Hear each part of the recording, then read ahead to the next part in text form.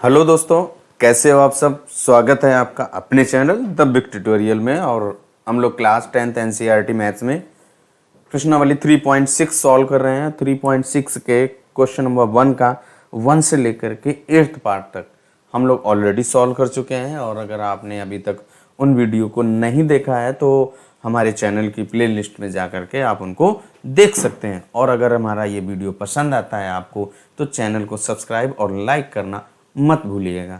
चलिए शुरू करते हैं क्वेश्चन नंबर 2। देखिए क्वेश्चन नंबर 2 आपका क्या कह रहा है कि निम्न समस्याओं के रैखिक समीकरण युग्म के रूप में व्यक्त कीजिए और फिर उनके हल भी ज्ञात कीजिए। चलिए देखिए फर्स्ट पार्ट क्या है। ऋतु धारा के अनुकूल 2 घंटे में 20 किलोमीटर तैर सकती है और धारा के प्रतिकूल 2 घंटे में 4 किलोमीटर तैर सकती है। उसकी स्थिर जल में तैरने की चाल तथा धारा की चाल ज्ञात कीजिए। चलिए देखिए सॉल्व करते हैं। माना ऋतु जो लड़की है उसकी स्थिर जल में तैरने की चाल x किलोमीटर पर आवर, जो वो शांत जल या स्थिर जल में कितना हमने x किलोमीटर पर आवर ले लिया। इसके बाद जो धारा जो नदी बह रहा है, ये देखिए नदी है ये आपका यहाँ पे, तो उसकी जो धारा बहेगी उस धारा की जो चाल हमने लिया y किलोमीटर पर आवर। अब देखिए क्या है, जैसे आपका ये पानी इधर दिशा में बह रहा है और अगर आप पानी की दिशा में जाओगे तो साधारण सी बात है, आप जो दूरी है कम समय में ज़्यादा दूरी, यानी कि आपको तैरने में कम ताकत लगानी पड़ेगी और आप आसानी से तैर सकते हो जिस दिशा में पानी जा रहा है। और वही आपका अनुकूल कहलाती है, वही आपकी धारा के अनुकूल गति कहलाती। तो हमने जब आप धारा के अनुकूल जाएंगे तो क्या हो जाएगा, जो चाल है वो जुड़ जाती है, धारा की चाल और जो व्यक्ति उसमें तैर रहा है, व्यक्ति है, नाव है, कुछ भी हो सकता है, तो धारा के अनुकूल चाल कितनी हो जाएगी x plus y kilometre per hour. और अगर आप वही धारा के प्रतिकूल यानी कि जस्ट अपोजिट दिशा में जाओगे, जिस दिशा में पानी जा रहा है उसके विपरीत दिशा में चलोगे, कम दूरी तय कर पाओगे उतने ही समय में, तो धारा के प्रतिकूल चाल क्या हो जाएगी, घट जाएगी। व्यक्ति की चाल या ऋतु की चाल माइनस धारा की चाल। अब देखिए क्या है, अनुकूल और प्रतिकूल दोनों हमने चालें निकाल ली। अब चाल बराबर दूरी बटे समय लगा करके इसको हल कर। अब देखिए जब हमने धारा के अनुकूल चाल और धारा के प्रतिकूल चाल निकाल ली तो धारा के अनुकूल के लिए चाल बराबर क्या होता है, दूरी बटे समय। और जब धारा के अनुकूल जा रही तो क्या कह रहा है, वो 2 घंटे में 20 किलोमीटर दूरी तय करती है। तो 20 चाल बराबर दूरी बटे समय x प्लस वाई बराबर 20 बटे 2। अब देखिए इसको हल कर देंगे तो क्या हो जाएगा, x plus y equal to 20 में 2 से भाग देंगे तो 10 आ जाएगा। और ये हमारा समीकरण फर्स्ट बन गया। अब इसके बाद जब धारा के प्रतिकूल है तो धारा के प्रतिकूल वो क्या कह रहा है कि 2 घंटे में 4 किलोमीटर तैर सकती है। तो चाल बराबर दूरी बटे समय x माइनस वाई चाल है, धारा के प्रतिकूल आपकी ये x माइनस वाई है, तो x माइनस वाई बराबर दूरी आपकी 4 किलोमीटर, समय 2 घंटे। इसको हल कर दीजिए, क्या हो जाएगा, x माइनस वाई बराबर 2 आ गया। ये समीकरण हमारा क्या हो गया, सेकेंड हो गया।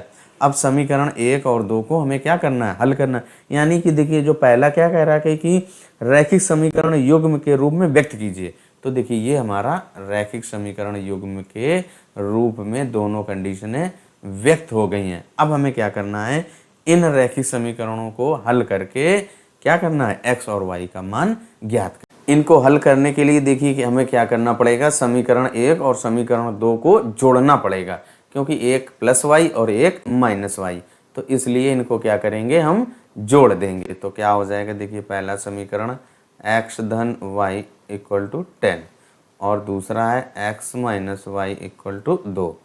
अब आप क्या करिए, इनको जोड़ दीजिए। ये plus y minus y cut गया, क्या बचा, 2x इक्वल टू 10 में 2 जोड़ेंगे 12, तो x बराबर क्या आ जाएगा, 12 बटे 2। इसको हल कर दीजिएगा तो x इज इक्वल टू कितना आ जाएगा, 6 आ जाएगा, यानी x बराबर 6 आ गया। और x आपने क्या लिया था, शांत जल में ऋतु की चाल, यानी कि इतने x बराबर 6 किलोमीटर प्रति आवर आ गया। अब इस x का मान चाहे आप समीकरण फर्स्ट में रखो चाहे सेकंड में रखो, रख दीजिए, क्या हो जाएगा, x plus y equal to 10। ये पहले समीकरण में हम लोग रख रहे हैं। 6 धन y बराबर 10, तो y बराबर 10 माइनस 6 बराबर कितना आ जाएगा 4। यानी कि जो y का मान कितना आ गया 4, और y आपने क्या लिया था उस धारा की जिस नदी में वो ऋतु तैर रही है उस नदी की धारा। अब देखिए इसका जो सेकंड पार्ट क्या कह रहा है, फर्स्ट हम लोग सॉल्व कर चुके।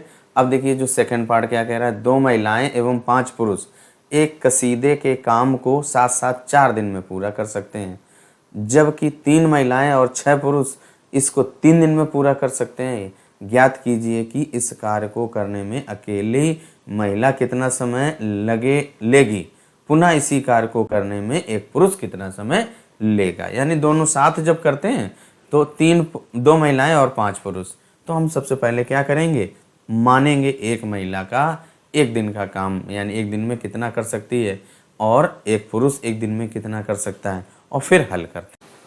अब देखिए जो दूसरे का जो सेकंड पार्ट है, हमने क्या किया, माना महिला अकेली कार्य को पूरा कर सकती है। जो अकेले महिला एक पूछ रहा ना कितना समय लगाएगी, तो महिला x दिन हमने माना समय ले लेगी, तो उस महिला का एक दिन का, यानी कि एक महिला का एक दिन का कार्य कितना हो जाएगा, x दिन में पूरा करती है तो एक दिन में कितना करेगी, 1/x भाग।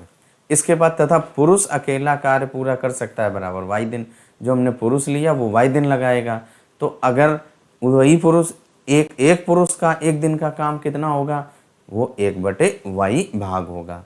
अब देखिए क्या कह रहा है कि पहले कंडीशन में क्या लिखा है कि 2 महिलाएं, तो एक महिला कितना भाग काम करती है, 1/x, तो 2 महिलाएं कितनी हो जाएंगी, 2/x होगा, और प्लस पुरुष ने 5 पुरुष, एक पुरुष कितना समय लेता है, 1/y, एक दिन में 1/y भाग करता है, तो कितने पुरुष हैं, 5 पुरुष हैं, तो 5/y। तो दूसरी कंडीशन क्या कह रहा है कि यदि 3 महिलाएं और 6 पुरुष इसको 3 दिन में कर सकते हैं। महिलाएं कितनी, महिला का एक दिन का कितना काम है, 1/x, तो 3 महिलाओं का कितना हो जाएगा, 3/x, और धन का कितने पुरुष हैं, 6 पुरुष, यानी कि 6/y बराबर कितने दिन में, 3 दिन में, यानी 1/3। ये क्या हुआ, दूसरा समीकरण बन गया। अब हमें क्या करना है, इन दोनों समीकरणों को हल करना है, और ये देखिए क्या रैखिक समीकरण में परिवर्तित हो गए। अब हमें क्या करना है, इनको हल कर देना है। तो देखिए थोड़ी देर के लिए हम लोग क्या करते हैं, माना 1/x बराबर u एंड 1/y बराबर v ले लिया। तो देखिए क्या हो जाएगा, 2u प्लस का 5v बराबर 1/4, और इसके बाद 3u प्लस का 6v बराबर 1/3। अब देखिए क्या है, ये हमने तीसरा समीकरण दे दिया और इसको चौथा दे दिया।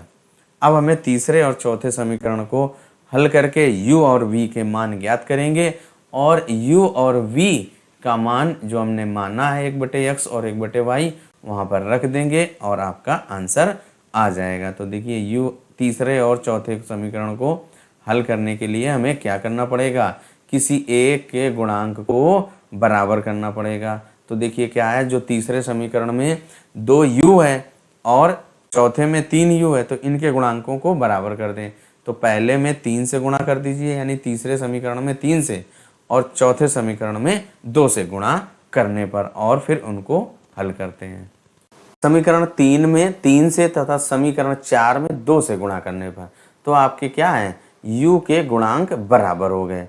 अब देखिए क्या हो जाएगा, 6u धन समीकरण 3 में 3 से गुणा कर रहे हैं तो 15v बराबर 3/4 हो जाएगा, और जो चौथा क्या हो जाएगा, 2 से गुणा करिए तो 3 दूनी 6v प्लस 12v बराबर 2/3। अब इनको क्या करिए, घटा दीजिए, माइनस माइनस, ये आपका कट गया, 15 से 12v यानी कि 3v बराबर, इनको घटा दीजिए, क्या हो जाएगा, 3/4 माइनस का 2/3, और हल कर दीजिए, इनको हल करना पड़ेगा।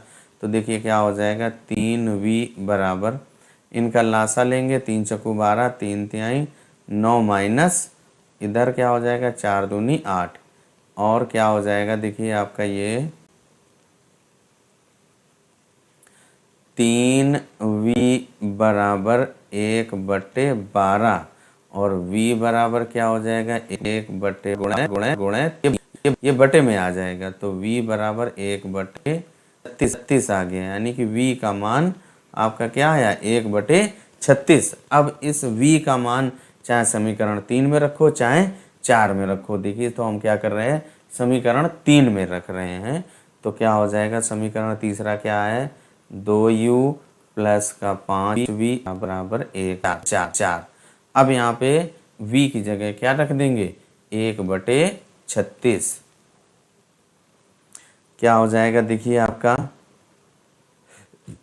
2u प्लस 5 गुणे 1/36 बराबर 1/4। इसको हल कर दीजिए, 2u प्लस 5/36 बराबर 1/4। इस 5/36 को उधर ट्रांसफ़र कर दीजिए, क्या हो जाएगा आपका 2u बराबर 1/4 माइनस 5/36। इनका लासा लीजिए और हल कीजिए, क्या आ जाएगा देखिए 2u बराबर 36 लासा लिया, 4 का भाग 36 में देंगे, 9 बार जाएगा, 9 चौक यानी 36 होता है, तो 9 माइनस 5 आ जाएगा, तो 2u है, 2u बराबर 4/36, तो 4 एकम 4, 4 9 36, यानी u बराबर 1/9 गुणे 2, तो u बराबर 1/18 आ गया। u का भी मान आ गया और v का भी मान आ गया।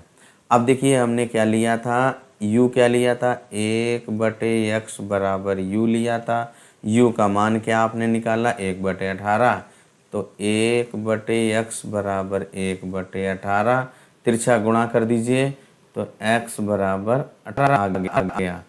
और इसके बाद एक v आपने क्या लिया था 31, v बराबर हम लोगों ने 1/36 निकाला है, तो बस यहीं रख दीजिए, क्या हो जाएगा 1/y बराबर 1/36, तो y बराबर क्या हो जाएगा 36, तिरछा गुणा करेंगे y बराबर 36, यानी x का मान भी आ गया हम लोगों का और y का भी मान आ गया। इस तरीके से हमारा सेकेंड पार्ट कंप्लीट होता है।